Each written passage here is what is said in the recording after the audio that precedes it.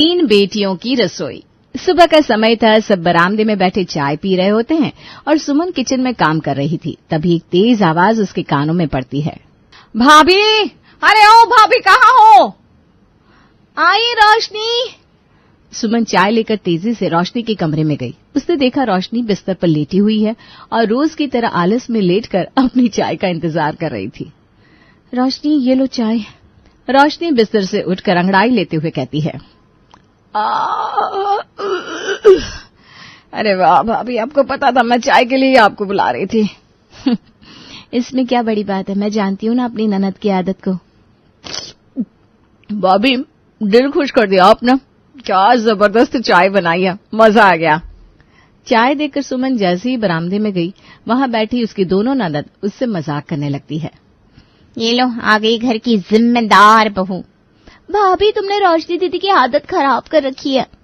अरे मैंने भला कैसे रोशनी की आदत बिगाड़ी, वो तो शुरू से ऐसी ही आलसी है।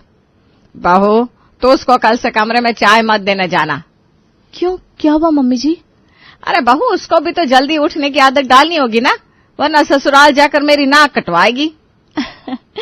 ठीक है मम्मी जी। सुमन हमेशा घर के कामों में लगी रहती थी, फिर वो चाहे सबके लिए खाना बनाना हो, समय से सास ससुर की दवाई देना या उनकी सेवा करना, या फिर घर की साफ सफाई का ध्यान रखना हो, ये सब उसकी आदत थी।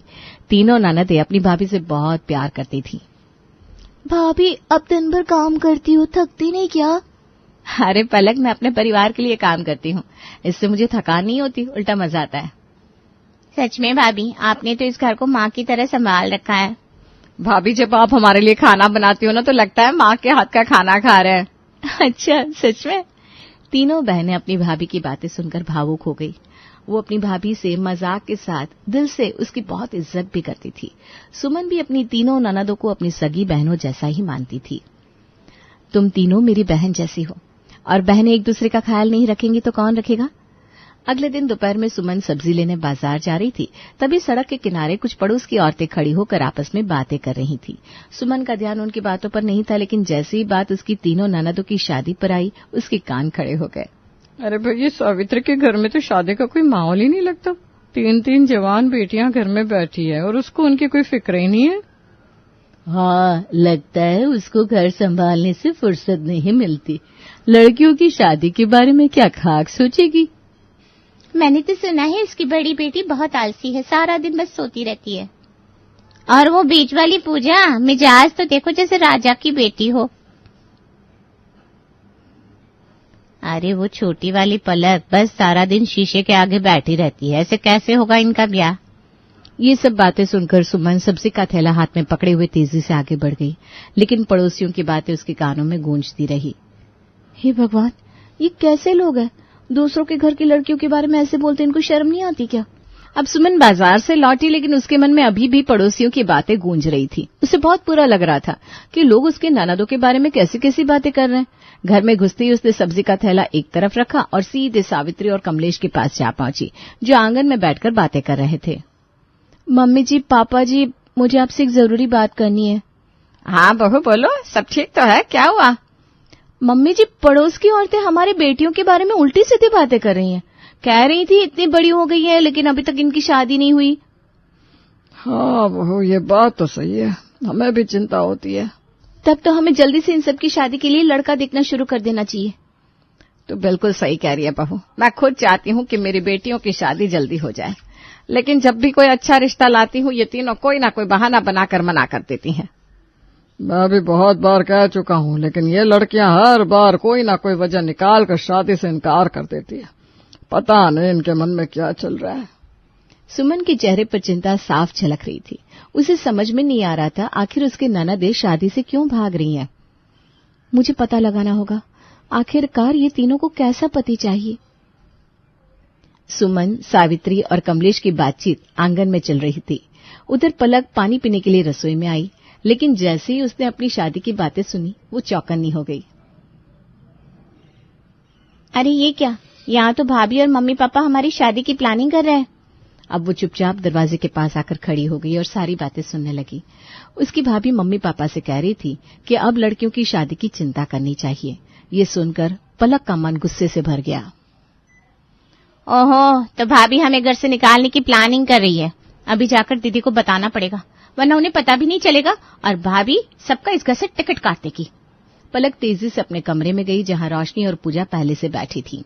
वो अंदर घुसते ही गुस्से से बोली, दीदी देख रही हो तुम, हमारी भाभी क्या करी है? क्या हुआ पलक, तू इतने गुस्से में क्यों है? दीदी भाभी मम्मी पापा को हमारे खिलाफ भड़का रही हैं कि हमारी शादी जल्दी करवा दो ताकि हम इस घर से निकल जाएं और वो अकेले इस घर पर राज कर सके। क्या भाभी ऐसा कह रही थी?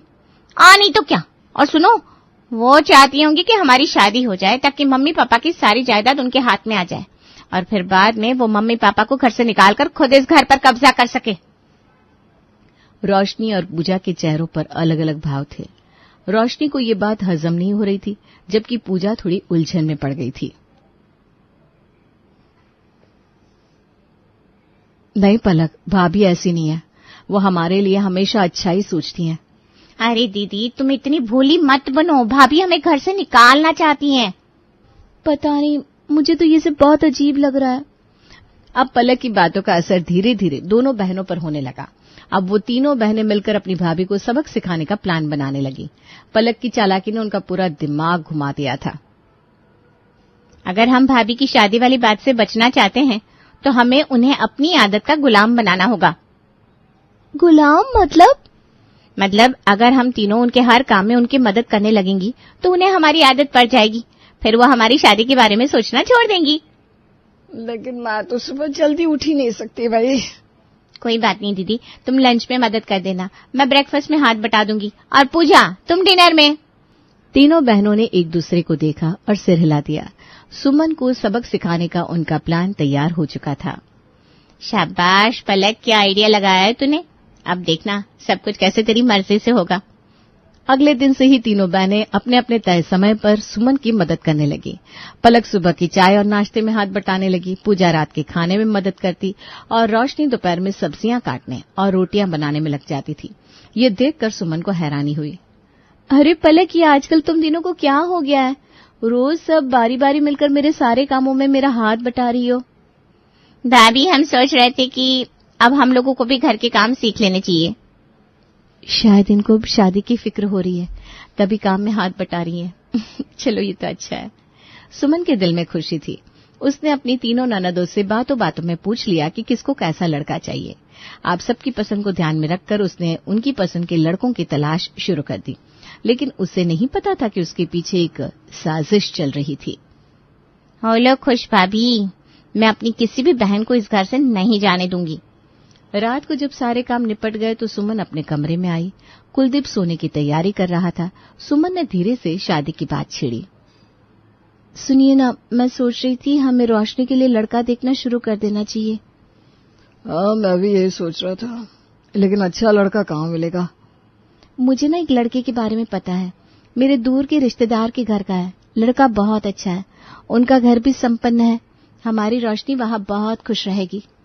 कुलदीप ने सिर हिलाया और सुमन को आगे की बात बढ़ाने का इशारा दे दिया। ठीक है, अब आप देखना मैं कैसे अपनी ननदों की पसंद के लड़कों से उन सबकी शादी करवाऊंगी। सुमन ने अगले ही दिन अपने रिश्तेदार से बात की। लड़का पढ़ा लिखा, सुंदर और अच्छा परिवार वाला था। जब रोशनी ने लड़के के बारे में सुना कि उसका नाम मयंक है और उसके घर में नौकर चाकर भी हैं, तो उसकी आंखें चमक उठी। अरे वाह भाभी, ये लड़का तो बहुत अच्छा है। इसके घर पर नौकर भी है। अब तो मैं मजे से अपने ससुराल में बिना काम किए रह पाऊंगी। हाय राम, ये रोशनी दीदी तो भाभी के जाल में फंस गई। पलक, तेरा प्लान तो उल्टा तुझी पर पड़ गया। कोई नहीं दीदी, अभी हम दोनों तो बचे हैं ना। अब घर में शादी की तैयारियां जोरों पर होने लगी। रोशनी की शादी धूमधाम से तय हो गई। अब पलक और पूजा की चालें बेकार हो चुकी थी। ये क्या, भाभी तो हमसे भी तेज निकली। मैंने पहले ही कहा था, भाभी हमारे लिए बुरा नहीं सोचती। कुछ दिन बाद रोशनी की शादी मयंक से धूमधाम से हुई। घर का माहौल खुशियों से सरोबार था। सुमन ने अपने व्यवहार और समझदारी से सभी का दिल जीत लिया। उसकी सास सावित्री और ससुर कमलेश अपनी बहू की तारीफ करते नहीं थक रहे थे।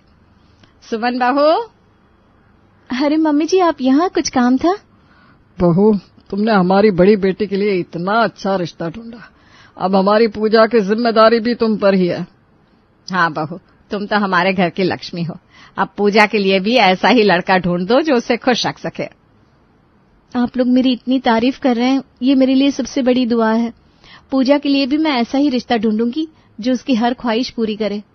शाबाश बहू, हमेशा खुश रहो।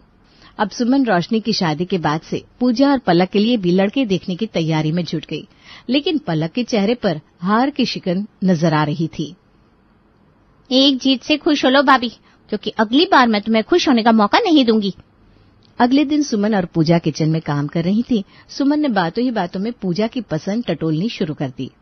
पूजा, तुम्हें कैसा लड़का पसंद है? भाभी, ये आप क्यों पूछ रही हैं? बस यूं ही। कोई खास पसंद? भाभी, मुझे ऐसा लड़का पसंद है जो मुझे आजादी से जीने दे, मेरा करियर समझे और वो इंडिपेंडेंट रहता हो और मुझे भी रखे। अच्छा, और स्मार्ट भी चाहिए ना? हाँ भाभी, थोड़ा हैंडसम भी हो तो कोई बुराई नहीं है। इस पर दोनों भाभी और नाना ठहाके लगाकर हंसने लगे। अब रात को सुमन ने ये सारी बातें कुलदीप को बताई। सुनिए जी, पूजा के लिए ऐसा कोई लड़का आपके ऑफिस में हो सकता है जिसके अंदर ये सारी क्वालिटी हो? शायद तो है। सच? कौन है, क्या नाम है, बताओ ना। अनिल नाम है उसका। स्मार्ट, इंडिपेंडेंट और अपने माता पिता का आदर करने वाला। और उसका खुद का फ्लैट है, उसी पे रहता है। बहुत अच्छा लड़का है। बस यही चाहिए हमारी पूजा के लिए। आप उससे बात करो ना और उसे किसी दिन घर पर लेकर आओ। इसमें क्या बड़ी बात है, मैं कल ही उसको घर ले आता हूँ।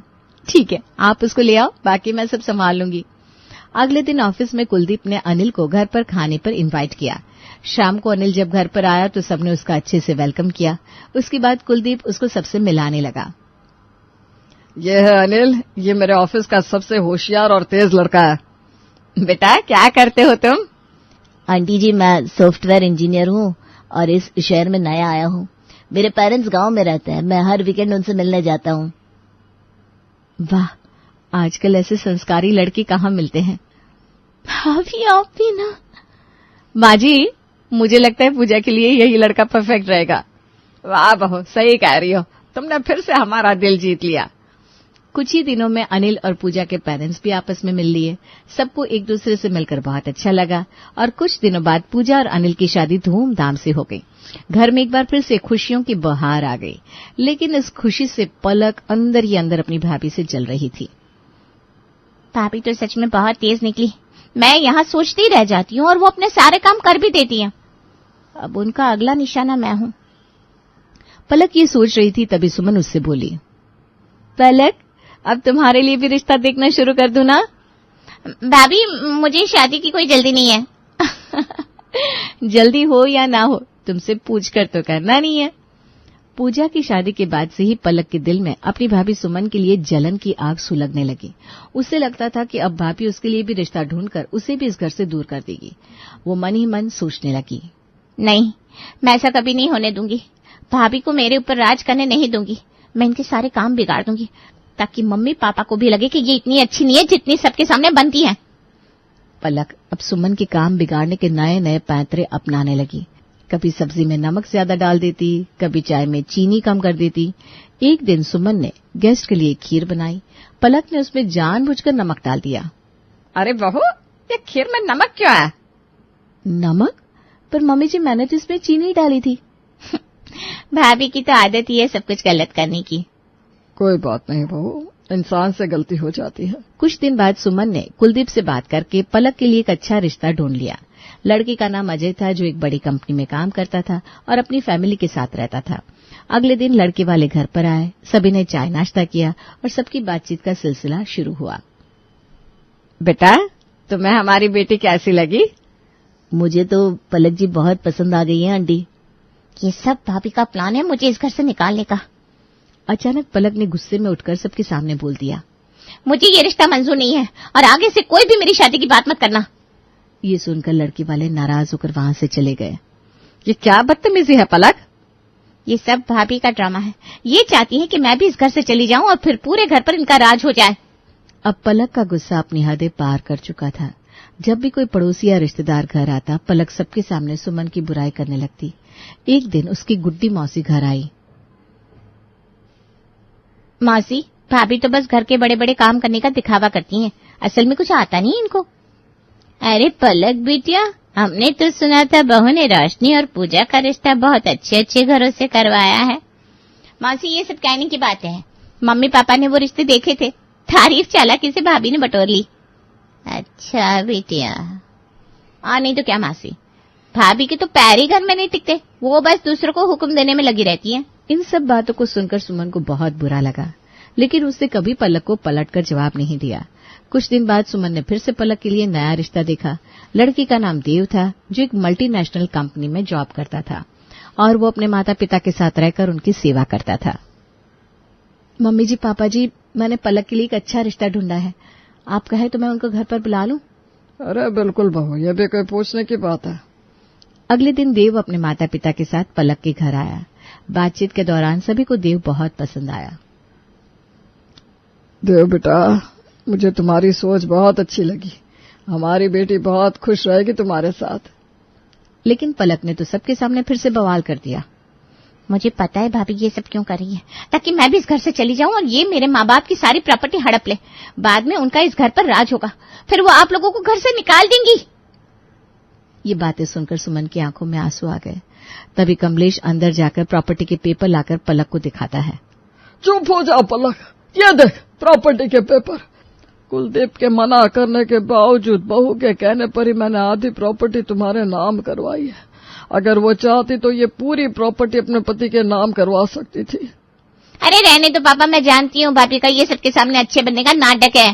पलक, अगर तुम्हें यही लगता है तो मैं अभी इनके हिस्से की सारी प्रॉपर्टी तुम्हारे नाम करवा देती हूँ। ये कुछ नहीं बोलेंगे। मैं सिर्फ तुम्हारा भविष्य सुधारना चाहती हूँ। पलक अपनी भाभी की ये बातें सुनकर सन्न रह गई। उसकी आंखों में आंसू आ गए। भाभी, मैंने आपको कितना गलत समझा, मुझे माफ कर दो। तुम तो मेरी छोटी बहन हो पलक, मैं तुमसे नाराज कैसे हो सकती हूँ। अब पलक शादी के लिए हाँ कर देती है और कुछ दिन बाद पलक की शादी देव के साथ धूमधाम से हो जाती है और घर में खुशियों की बरसात होती है।